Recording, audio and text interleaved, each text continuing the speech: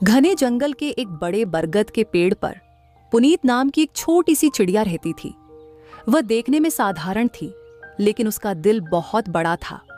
वह हमेशा दूसरों की मदद करने के लिए तैयार रहती थी।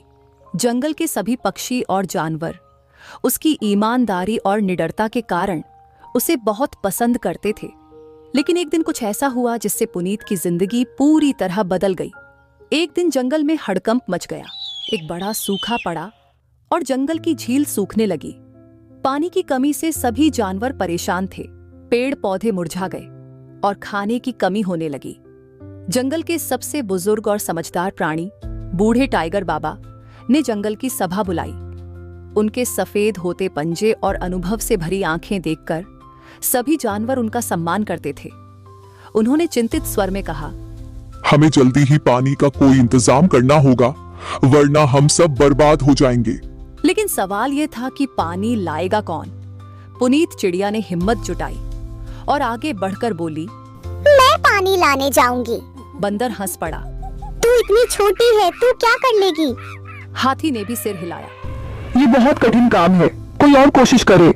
लेकिन बूढ़े टाइगर बाबा ने सभी को शांत किया और पुनीत से कहा, अगर तेरा मन सच्चा है तो तू यह काम कर सकती है।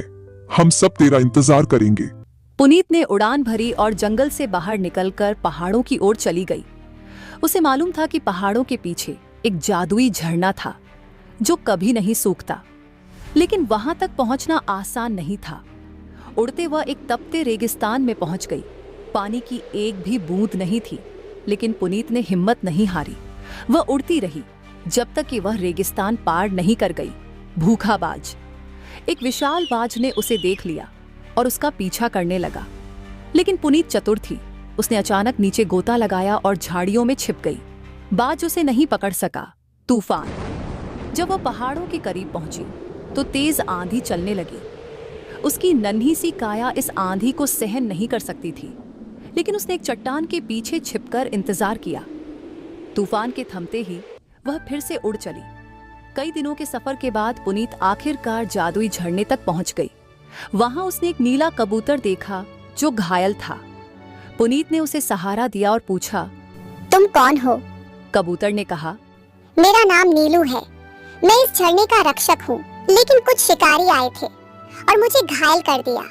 पुनीत ने नीलू की मदद की और बदले में नीलू ने उसे झरने का रहस्य बताया। अगर कोई इस झरने के पानी को सच्चे दिल से मांगे तो यह कभी खत्म नहीं होगा।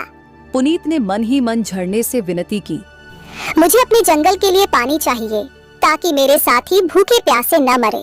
और तभी चमत्कार हुआ। झरने से एक सुनहरी बूंद निकली और पुनीत के पंखों पर गिर गई। नीलू ने कहा, अब तुम्हें बस अपने जंगल तक उड़कर जाना है और जहाँ यह बूंद गिरेगी वहाँ पानी का स्रोत बन जाएगा। पुनीत खुशी खुशी अपने जंगल लौट आई। सभी जानवर उसकी प्रतीक्षा कर रहे थे। जैसे ही उसने सुनहरी बूंद को सूखी झील में टपकाया, वहां से एक मीठे पानी का झरना फूट पड़ा। सारा जंगल खुशी से झूम उठा। बूढ़े टाइगर बाबा ने उसे सहलाया और गर्व से कहा, आज से तू जंगल की असली रक्षक है।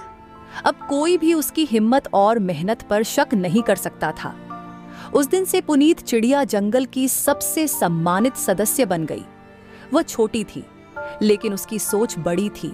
शिक्षा, सच्ची लगन और निडरता से कोई भी मुश्किल काम पूरा किया जा सकता है, चाहे हम कितने ही छोटे क्यों न हों।